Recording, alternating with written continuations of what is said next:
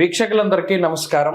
2025వ సంవత్సరంలో ఫిబ్రవరి మాసంలో ఏ విధమైనటువంటి గ్రహగతులు ఉండబోతూ ఉన్నాయి?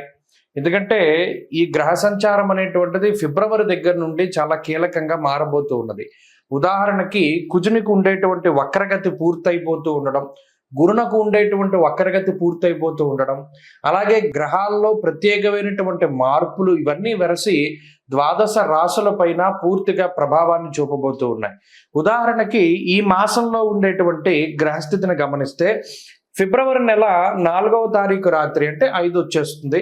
5వ తారీఖుల గాయతూ గురుని యొక్క వక్రగతి పూర్తయిపోతుంది. ఇప్పటి వరకు వక్రించినటువంటి గురువు ఇక రుజుమార్గంలో ప్రయాణం చేస్తూ తన యొక్క సాధారణ ఫలితాలని ఇవ్వబోతూ ఉన్నారు. ఇక కుజుడు ఇప్పటి వరకు వక్రించి ఉన్నటువంటి కుజుడు ఈ 25వ తారీఖు తోటి ఫిబ్రవరి నెలలోనే తన యొక్క వక్రగతిని పూర్తి చేసుకుని తిరిగి మరలా తన యొక్క రుజు మార్గంలో ఆయన ప్రయాణించబోతూ ఉన్నారు. అలాగే రవి మకర రాశిలో సంచారం చేస్తారు 13వ తారీఖు వరకును. ఆ తదుపరి 13వ తారీఖు లగాయితూ కుంభరాశిలో రవి శని గ్రహాల యొక్క యుతి. ఇది కూడా చాలా ఇంపార్టెంట్. అంటే జ్యోతిష పరిభాషలో గురుశనుల యొక్క యుతి, శనికుజుల యొక్క సమసప్తక స్థితి, రవిశనుల సమసప్తక స్థితి, రవిశనుల యొక్క యుతి. ఎందుకంటే ఆ గ్రహం అస్తంగత్వం అయ్యేటువంటి విధానం ఇవంతా కూడా ఈ కొంత ప్రభావాన్ని చూపెడుతూ ఉంటుంది. ఇప్పటి వరకు రవిశనులు కలిసిందిలా సంవత్సర కాలం తర్వాత మరలా ఇప్పుడే రవిశనులు కలిసి ప్రయాణం చేయబోతూ ఉన్నారు. కాబట్టి శుక్రుడు రాహువు కలిసి మీనరాశి యందు ఉండబోతూ ఉన్నారు. ఇలా ఉన్నప్పుడు ఈ ఫిబ్రవరి మాసంలో ద్వాదశ రాశులకు ఏ విధమైన ఫలితాలు కలగబోతాయో మనం తెలుసుకుందాం. ముఖ్యంగా ఈ మాసం అంతా కూడా దేని మీద ఆధారపడింది అంటే గురుడిచ్చేటువంటి ఫలితాల మీదే ఆధారపడి ఉంటుంది. తప్పితే రవిశనుల యొక్క యుతి జరిగినప్పుడు అనగా 13వ తారీఖు దాటిన తర్వాత కూడా ఎక్కువ విషయాలు ప్రభావితం అవుతూ ఉంటాయి. కాబట్టి ఈ విషయాలను నిశ్చితంగా పరిశీలన చేద్దాం. అందులో భాగంగా ద్వాదశ రాశుల యొక్క ఫలితాలని మనం చూద్దాం. మిథున రాశి వారికి ఫిబ్రవరి మాసం ఏ విధమైనటువంటి ఫలితాలను ఇస్తూ ఉన్నదో గమనిస్తే మిథున రాశికి కుజస్తంభన దోషం చాలా ఎక్కువగా ఉన్నది. వక్రకుజుడు 25వ తారీఖు వరకు ఉంటారు. తదుపరి రుజు కుజుడు అయినప్పటికీ కుజుడు జన్మరాశి స్థిత గ్రహంగా ప్రతికూల గ్రహం. ఇప్పటి వరకు వక్రించి శుభ ఫలితాలను ఇచ్చిన గురువు మరలా వక్రగతిని వదిలిపెట్టారు కాబట్టి గురుబలం తగ్గింది. అలాగే ఈ మాసం ప్రారంభంలో 13వ తారీఖు వరకు అష్టమ రవి దోషం ఉంటుంది. తర్వాత నవమ రవి యొక్క స్థితి, దశమ కేంద్రంలో రాహు. అంటే ప్రధానంగా నవగ్రహాల్లో కేవలం ఒక రాహుగ్రహం తప్పితే, అడపాదడప మధ్యలో యోగించేటువంటి చంద్రుడు తప్పితే మిగతా గ్రహాలన్నీ కూడా ప్రతికూలంగా ఉన్న పరిస్థితి. ఇది మనం క్షుణ్ణంగా పరిశీలన చేయాలి. అసలు మన గ్రహస్థితి ఏంటి, ఎన్ని గ్రహాలు యోగిస్తున్నాయి, ఎన్ని ప్రతికూలంగా ఉన్నాయి. ప్రతికూలతలను మనం చూస్తే గురుడు ప్రతికూలం, కుజుడు ప్రతికూలం, రవి ప్రతికూలం. ఈ మూడు బాగా ఇబ్బంది పెట్టేటువంటి స్థానాలు. ఇక శనేశ్వరుడు కానీ, బుధుడు కానీ, శుక్రుడు కానీ ఈ గ్రహాలన్నీ కూడా మధ్యస్థ ఫలితాన్ని ఇస్తాయి. బాగా మనకి అనుకూలతనిచ్చేటువంటిది ఏంటి మిథున రాశి వారికి? రాహు ఒక్కరే. అంటే 15% బలాన్ని కలిగి ఉన్నటువంటి రాశి మిథున రాశి. 15% అంటే ఫెయిల్ అయిపోయినట్టే కదా, 15 మార్కులు వస్తేనో. కాబట్టి గోచారంలో బలహీనంగా ఉన్నటువంటి మిథున రాశి జాతక పరంగా దశాంతర్దశలు గనక బాగుంటే మిథున రాశి వారికి కొంత బాగానే వెళుతుంది. ఒకవేళ జాతకంలో దశాంతర్దశలు బాగా లేకపోతే ఫిబ్రవరి నెల కొంత జాగ్రత్తగా ఉండాలి. అవి ఏమేం జాగ్రత్తలు తీసుకోవాలి అనేటువంటిది నేను క్షుణ్ణంగా చెప్తా. ఉదాహరణకి జన్మకుజుడు వ్యయగురుడు ఉన్నప్పుడు స్థాననాశం రుణచ్ఛేద అన్నారు. అంటే స్థాన చలనానికి అవకాశం ఉంటుంది. వృత్తి ఉద్యోగాల రీత్యా ఒక ప్రాంతాన్ని వదిలి వేరే ప్రాంతానికి వెళ్ళడానికి అవకాశం ఉంటుంది. 2 ఆరోగ్యపరమైనటువంటి సమస్యల్ని ఈ 2 గ్రహాలు సృష్టిస్తాయి. జ్వరం, ఖడ్గవ్రణం చైవ, భార్య బంధు విరోధకృత్. అలాగే శుభములో వ్యయశ్చైవ, ప్రాణి విక్రయ దోషణం. అలాగే దుర్దోష శత్రు సంవాద. ఇవన్నీ కూడా ఏంటంటే సూత్రాలు. కాలాన్ని మనం గణించేటప్పుడు గ్రహాల ప్రతికూలతల వల్ల ఈ ఫలితాలు వస్తాయి అని ఋషులు చెప్పారు. కాబట్టి ఆ ఫలితాలను మనం జాగ్రత్తగా పరిశీలన చేస్తే అవి మనకి కలగకుండా బయటికి తప్పించుకోవచ్చు. ఉదాహరణకి ఈ కుజుని యొక్క జన్మరాశి స్థితి వల్ల ఏదైనా కాలినటువంటి గాయాలు, కోసుకున్నటువంటి అంటే పదునైన వస్తువులు అవి మనకి తగలడం వల్ల ఏర్పడినటువంటి గాయాలు, చర్మ సమస్యలు, అగ్ని ప్రమాదాలు, విద్యుత్ వల్ల సమస్యలు, వీటివి ఎక్కువగా కనబడుతూ ఉంటాయి. కాబట్టి వాటి దగ్గరికి వెళ్ళినప్పుడు కొంత జాగ్రత్త పడితే మనకు సరిపోతుంది. అలాగే ప్రయాణం చేసేటప్పుడు కూడా దెబ్బలు తగలడానికి ఆస్కారం ఉంటుంది. అందువల్ల చాలా నిదానంగా మనం ప్రయాణం సాగిస్తూ ఉండి సేఫ్టీ ప్రికాషన్స్ తీసుకుంటే కొంత స్వయంకృతాపరాధాల నుండి బయటపడడం ద్వారా, అంటే కొంత జాగ్రత్తగా ఉండడం ద్వారా కూడా గ్రహాల యొక్క ప్రభావం నుండి బయటపడతారు. కాన్షియస్గా ఉండాలి. గ్రహాలు ఎప్పుడు ఏం చేస్తాయంటే మన అన్కాన్షియస్గానే చేసేస్తాం. రోజువారీ పనుల్లో దాదాపుగా 70% మనం ఆలోచించి చెయ్యం. బాడీ ప్రజెంట్, మైండ్ ఆబ్సెంట్గానే ఉంటుంది. ఎందుకు అలా ఉంటుంది అంటే అది కూడా గ్రహస్థితే. అందువల్లనే వర్తమానాన్ని మనం ఎక్కువ పట్టుకోవాలి.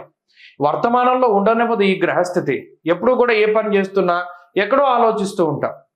కాబట్టి ఆ పరిస్థితిని దాటి మనం ఈ యథార్థంలోకి వస్తే కుజుడిచ్చే ఫలితాలని దాటడానికని మౌనంగా ఉండడం ఒకటి, నిదానంగా ఉండడం ఒకటి, అప్రమత్తంగా ఉండడం ఒకటి. అలాగే ఈ మాసంలో కొంత ఖర్చు కనబడుతోంది. అది శుభమూలకమైనటువంటి ఖర్చుగానే కనబడుతోంది. కాబట్టి ఒకవేళ డబ్బు ఖర్చు పెట్టవలసి వచ్చినా భయపడాల్సిన పని లేదు. అది శుభ కార్యక్రమాలకే ఖర్చు అవుతుంది అనేటువంటి విషయాన్ని దృష్టిలో పెట్టుకోవాలి.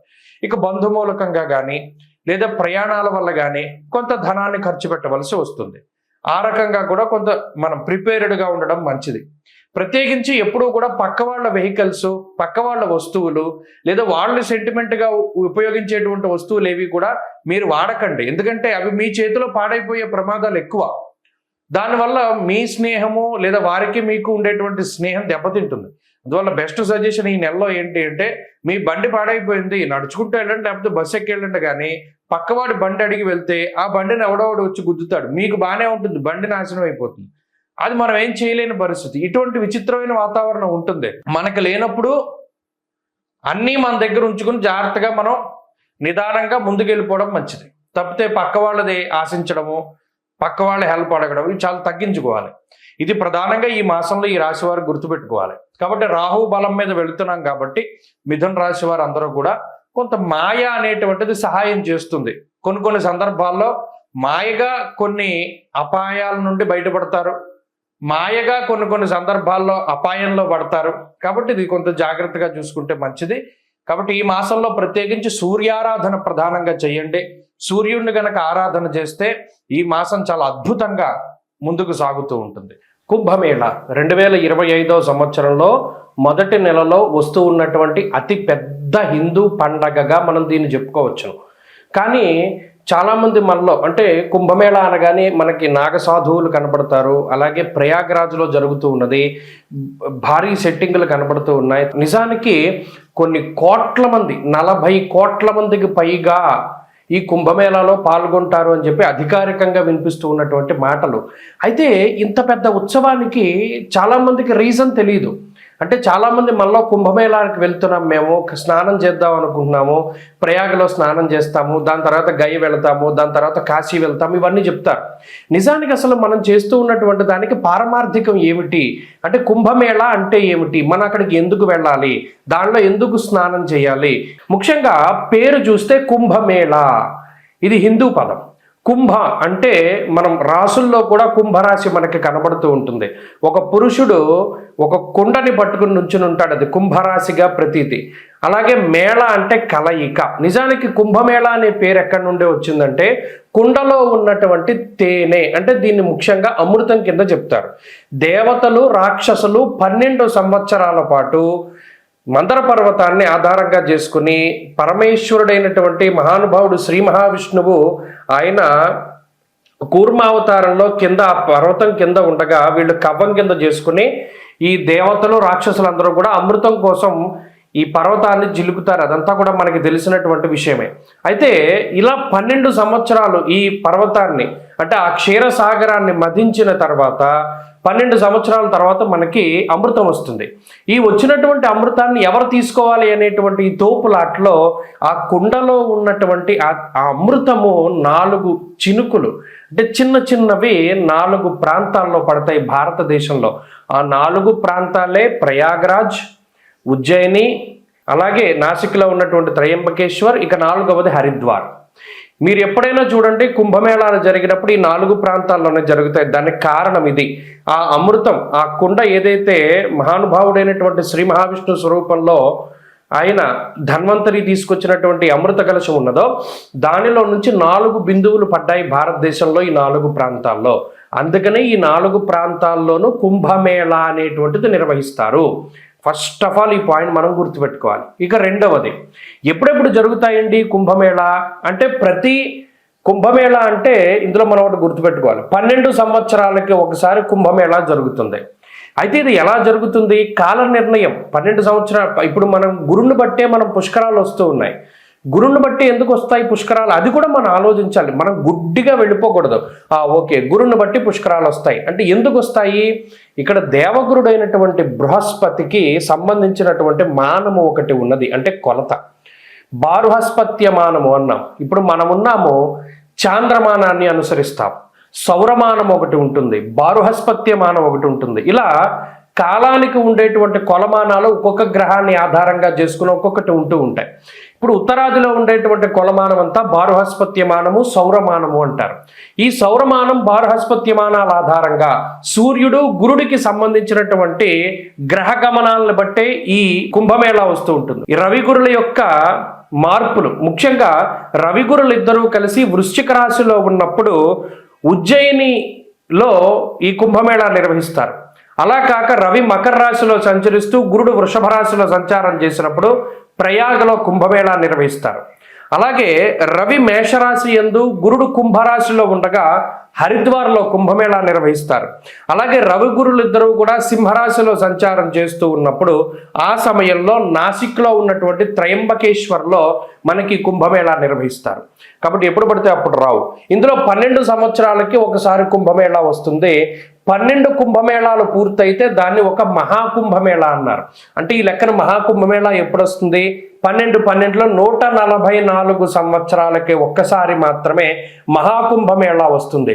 ఈ కుంభమేళా వచ్చింది అంటే ఈ 45 రోజుల పాటు సిద్ధులు, యోగులు, మునులు, ఋషులు, కంటికి కనబడనటువంటి శరీరాలతో తిరుగుతూ ఉండేటువంటి వారు, తేజస్వరూపులు, దేవతలు, యక్షులు, కిన్నెరలు, కింపురుషులు, గంధర్వులు ఎవరైతే ఉన్నారో వారందరూ కూడా ఈ కుంభమేళాలో స్నానం ఆచరిస్తారు. అందుకనే దానికి అంతటి ప్రాధాన్యత. మరి ఇంతమంది మహానుభావులు స్నానం చేస్తూ ఉంటే అందులో కూడా మనం ఆ సమయంలో స్నానం చేయడం ద్వారా ఈ శరీరాన్ని అంటిపెట్టుకున్నటువంటి పాపరాశి అంతా దగ్ధమైపోతుంది అన్నాడు. ఇంకా అంతకు మించి మానవ జన్మకి కావాల్సింది ఏముంది? ఆ స్నానం ద్వారా కుంభమేళాలో ఈ శరీరాన్ని భగవంతుడిచ్చినందుకు, ఈ శరీరంతోనే కాకుండా గత జన్మల్లో చేసినటువంటి సంచిత ఆగామి ప్రారబ్ధ కర్మలన్నింటినీ కూడా పోగొట్టుకోవడానికి ఇదొక అద్భుతమైనటువంటి అవకాశం. స్వస్తి.